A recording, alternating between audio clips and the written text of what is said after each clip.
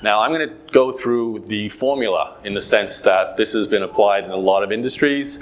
It may or may not work for your type of product. Obviously, teaching products, this is great. Live events, this can work for. Higher priced products, this is great.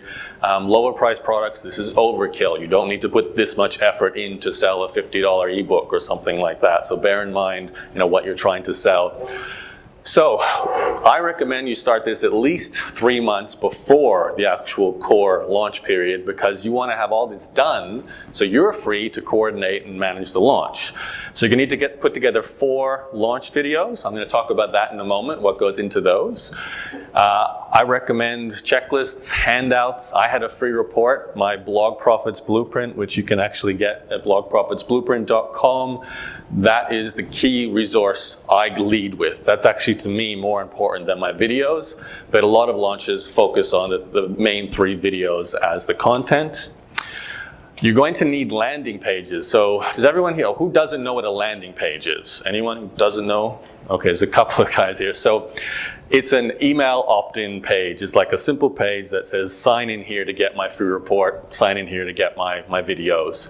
The difference between a landing page and an early notice sign-up page, the early notice sign-up page is you put that where the sales page for the product will eventually go. So my product is for sale at blogmastermind.com, but before the launch happens, so before the product's available, you put an opt-in form on that page that says, find out as soon as my product's opening, enter your name and email. That's a really important email list. The early notification email list are the people who are most ready to buy your product. The fact that they've gone through and entered their name and email on the page that's going to become your sales page means they're the hottest leads, basically. The other thing you're going to need is obviously everything to sell the product. So your sales page, your checkout process, and the method to deliver what it is you deliver. That would take me an entire course or new presentation to teach you, but basically you need to be able to deliver your product. Mine's digital, so I have a membership area. I use Entreport for my checkout system. I use PayPal and Stripe to take payments. And that's all done before I move into launch mode in my case. And what you're doing now really is focusing on the launch videos and the launch portal. So I want to show you my launch portal, not to be confused with the affiliate page I just showed you. The affiliate one is for affiliates. This is what your audience, your prospects are going to see. So this is what you've probably seen something like that before. It's a simple page to deliver your main launch videos. Most launches use some style of page that looks like this. Usually it's got the upcoming videos at the top, the main video, and then the very common Facebook comments underneath. I also have my blueprint there as my main resource. If you want to actually see this and go through the process, blogprofitsblueprint.com will take you through that.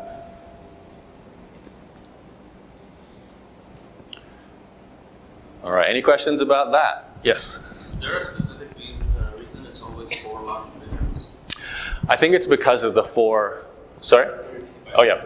Is there a reason why there's 4 launch videos or 3 content videos in particular?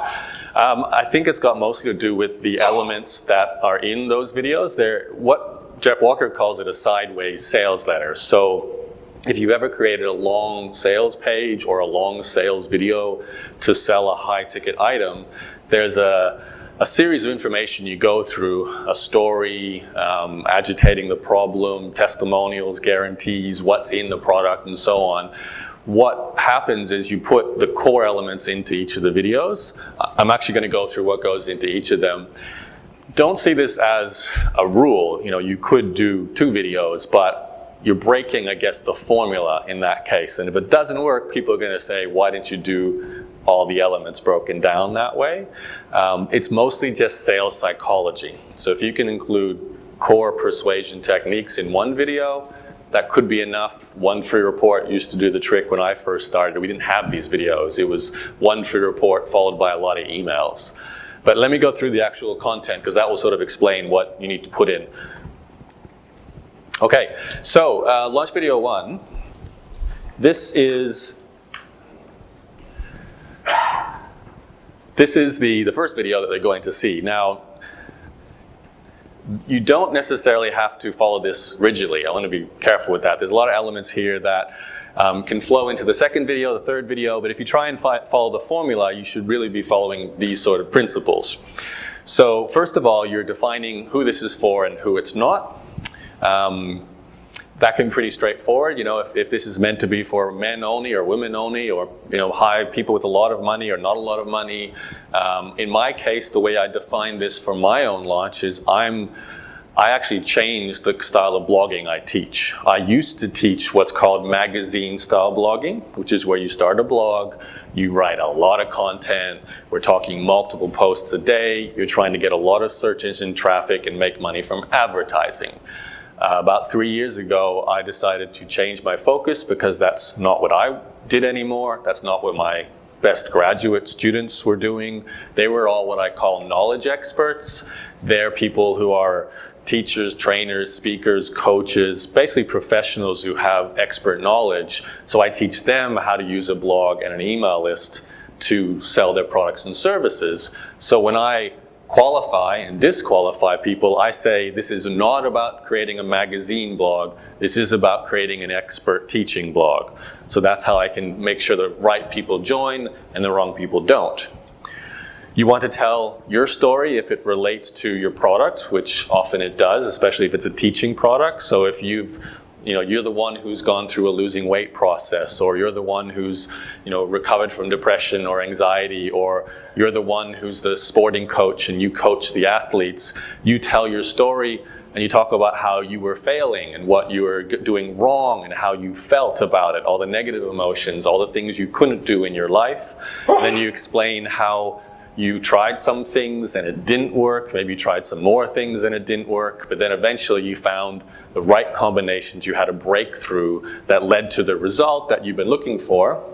And then very formulaic, you will say, I then packaged up what I learned how to do into a process, into a system, which other people then applied and it worked for them as well. So that's sort of a summary of the story. You're always explaining the problem, you're talking about the emotions, the physical aspects of the problem. If you have an industry where it makes sense to put science or statistics to back up your arguments or to demonstrate the opportunity of something like that, you can put that in this video. In my industry, you get a lot of videos where people are talking about, look how amazing my house is, look how nice my car is, look at me traveling around the world. That's the outcomes, the changes in a life. Obviously, if you were talking about losing weight, if you look how skinny I am, and look at this amazing boyfriend or girlfriend I now have, those sort of changes in your life as a result. And you also need to open a loop for the next video. So I'm a big fan of the TV series Lost. It's probably the best example I've ever seen of opening loops where you're wondering what's going to happen next. They seem to close one loop and open two more in every episode of Lost. Often that's called the Zeigarnik effect, if you want, if you want to look into it. Excuse me. With this video 1, you want to do the same thing. So you want to open a loop for what's coming up in video 2. And you're doing that through your emails as well. All right. Video 2. So who do you think killed everyone from the Java project? It's the black smoke, come on. What was that effect called? Sorry? Oh, Zeigarnik, and don't ask me to spell that because I have no idea. Zeigarnik. Okay, launch video 2. So this is the second video. This is basically a case study. Pretty straightforward. You're giving your best student, your best graduate, your best customer, some kind of best example, possibly multiple. I like to put multiple case studies out there. What you want to do is have them tell the story if you can. So if you can get them on the video, that's gold. That's one of the best ways to really show proof. And if you have them basically do their story. So they talk about how they suffered, how what they did didn't work, and then how they tried all these things and nothing worked for them, and then they discovered your system or your process or your product and it did work for them. And this is how their life was before, and this is how their life is now. And this is great because they're saying it, you're not. It's credibility, it's authority, it's social proof, it's a lot of powerful sales psychology. So I actually run a podcast, which I've been running for as long as I've been blogging, about 10 years. Initially, I just interviewed entrepreneurs to tell entrepreneurial stories, but then I started focusing my podcast on bloggers who are making money selling information products, experts basically, because this validates the system that I teach, and every podcast I create can be a case study for a launch or an email sequence or something like that. So that's a great way to turn a podcast into a marketing tool for what you sell as well. Okay, so again, at the end of this, you're also presenting another open loop, another Zeigarnik effect here. So what's coming next is the step-by-step video. So move on, everyone's got that, great. So video 3. So in your story in video 1, and possibly you mentioned in video 2, you talked about your system. It's great if you can come up with a name for it. So I call mine the blog sales funnel. That's my system.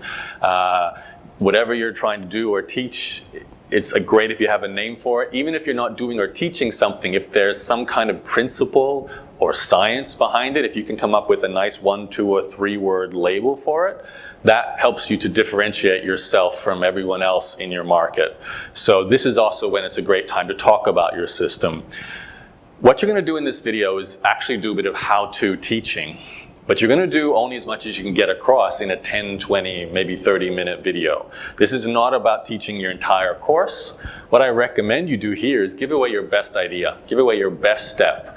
Because what you want them to do is be able to walk away and take that step that you just taught them, or maybe 1 or 2 or 3 steps, and actually get a result from taking those steps.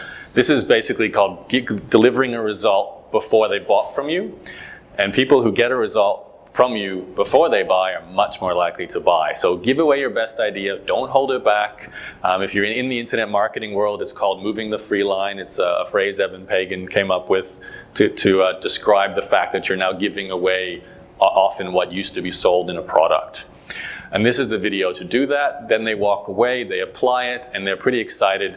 In my case, it can be really simple. I teach people how to blog. When I first launched my course way back in 2007, the step I asked people to do was go buy a domain name and go set up WordPress.